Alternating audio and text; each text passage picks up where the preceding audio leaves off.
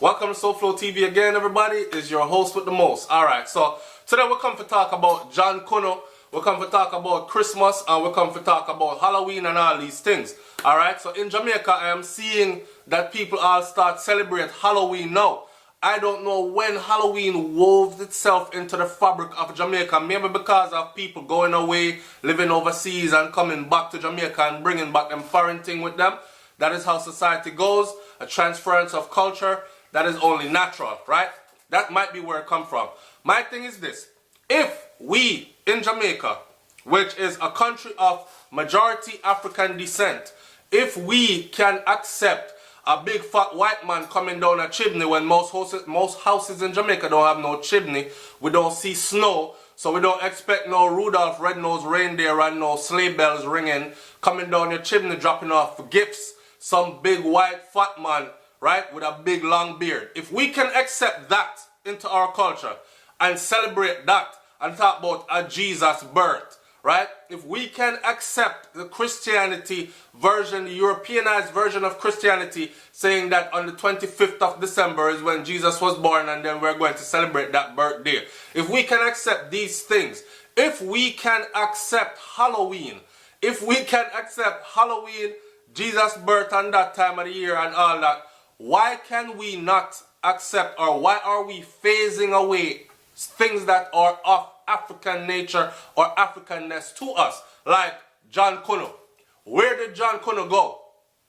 Where did Jonkunu go? I don't know. Jonkunu is still celebrated in Jamaica, by the way. Let's not pretend that it is totally gone, but it is leaving. Because right now, if I connect with a bunch of people from Jamaica, the one of them are going to tell me, say, them not hear nothing about it, don't see it, or it's only done in certain places, or on certain occasions, like at certain festivals, when traditionally Jonkunu is for around Christmas time, warming us up and preparing us for Christmas time, right? So, let me give you a little history about Jonkunu.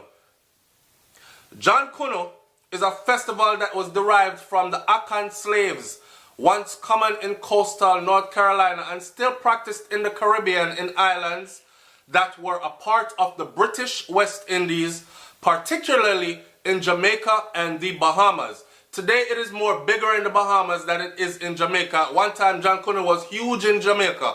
Me remember when me I grew up and Jonkunu come down the road and me used to feel afraid and rotted and run. But at the same time me used to go hide behind the mango tree that was out in the front yard and me I peep out and me see all the costumes that I come down the road and me I said the one that look mad, it used to bring goosebumps over you and these things. But we have done away with this in so many communities in Jamaica, right?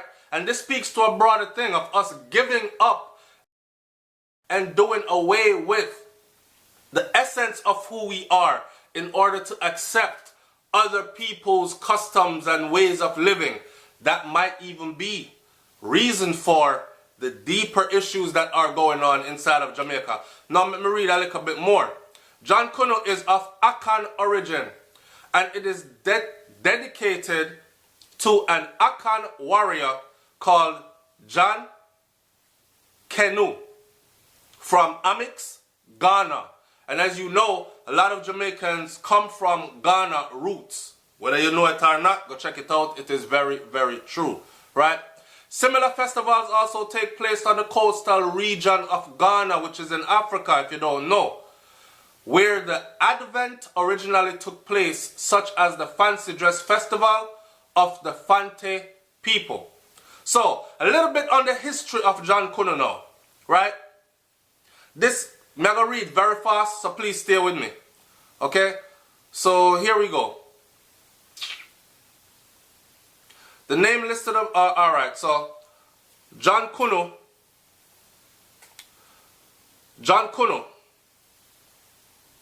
or Johnny John by German, Jonkunu was a powerful gold merchant.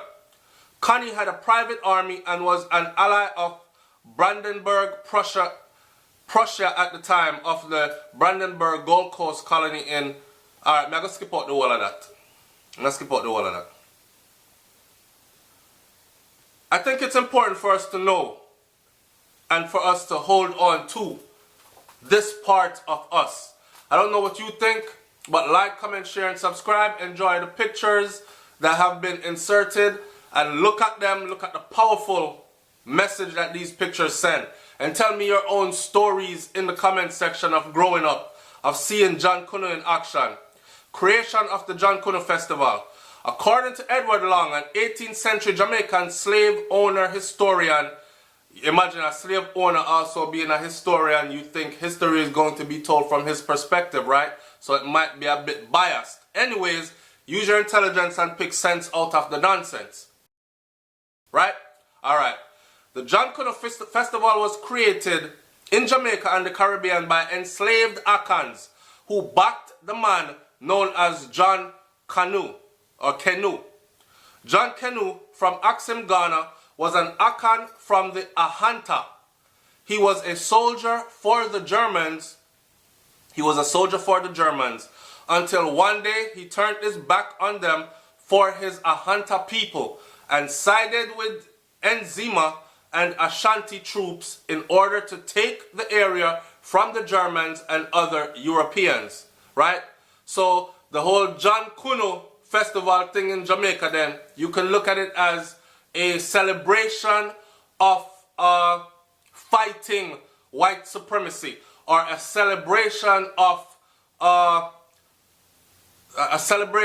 fighting colonialism or colonization is what it was about, or celebrating a great warrior that fought against colonization of the Germans and other Europeans. The news of his victory reached Jamaica, and he has been celebrated here ever since that Christmas of 1708, when he first defeated Prussic forces from Axim. 20 years later, his stronghold was broken by neighboring Fante forces, aided by the military might of the British and the Ahanta. Nzima and Ashanti captives were taken to Jamaica as prisoners of war. Alright, so see there again. When they were captured, they were taken to Jamaica as prisoners of war. This was during the whole transatlantic slave trade and thing. So it goes back to the whole divide, conquer. They came in, they found two sides that were warring against each other.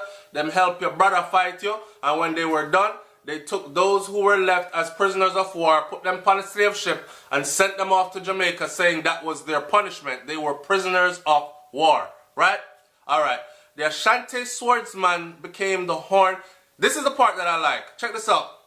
The festival included motifs from battle typical of Akan fashions. The Ashanti swordsman became the horned-headed man, right? The Ashanti commander became Pichipachi, right? Who also wore battle dress with what would resemble charms, referred to as batakari. Historians also described the festival as it was performed in the 19th century in North Carolina. They said that, okay, they didn't tell you the other part about, I forgot what she is named, the pregnant woman with the voluptuous shape. And this was also to celebrate the feminine power or fertility of the feminine gender, right? So essentially, it evolved in a band of black men, generally that were young, who dressed themselves in ornates and other, according to this white historian, bizarre costumes. Each band led by a man who was variously dressed in animal horns, elaborate rags, female disguises. See that? And couldn't left out the part there. White face and wearing a gentleman's wig. I don't know if it's a gentleman a wig, but alright. Or simply his Sunday to go meeting suit, accompanied by music. We don't need to go any further, but the way how this white historian tells it, right, is that the band of Jonkunu, them dress up in these things. Them used to come down, one man scrape the grater with a nail for make sound, and next one have a shaker, and next one beat the drum, and they would force their way into white people's houses even with a pan and demand money. We all know that not to be true, but we also know the rest of the history of Jonkunu as it was given to you in this video. I'm not going to let the video go on any longer. I'm just going to ask you to like, comment, share, and subscribe. Reminisce a little bit about Jonkunu. And if you don't know about it at all, then go and educate yourself about it. I'll put some link in the description below so you can hit those links and read upon Jonkunu a little bit and know about this thing. And like I said before, if we can accept white Santa Claus, big fat white man, flying through the skies on a sleigh and reindeers, coming all the way from the North Pole to drop gifts off and climb down fire escapes and climb down what you call chimneys. If we can accept Halloween, right? If we can accept all these other things, then why are we denying, or why are we getting rid of, or why are we not proudly celebrating Jonkunu, which has such a powerful meaning to it and is a part of us? It's Oflo TV, man. Like, comment, share, and subscribe. I'm up out of here. Peace.